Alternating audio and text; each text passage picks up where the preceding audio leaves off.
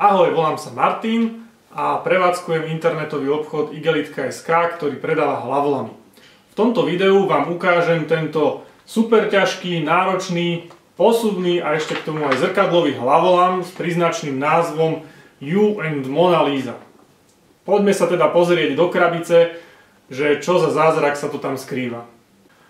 Určite poznáte klasické posuvné hlavolamy, ako je napríklad 15 alebo rôzne obrázkové variácie.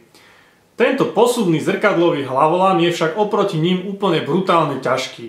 A to preto, lebo vôbec nevidíte ten výsledný obrázok, ktorý skladáte.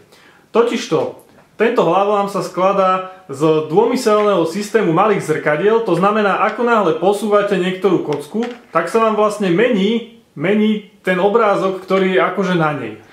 A tým pádom poskladať tento hlavolam do finálneho tvaru je naozaj veľmi ťažké. Čo je vlastne vašou úlohou, je zobrazené na krabici od toho hlavolamu. Je to jednak veľký obrázok Mona Lízy, alebo malý obrázok Mony Lízy a okolo v zrkadle uvidíte seba.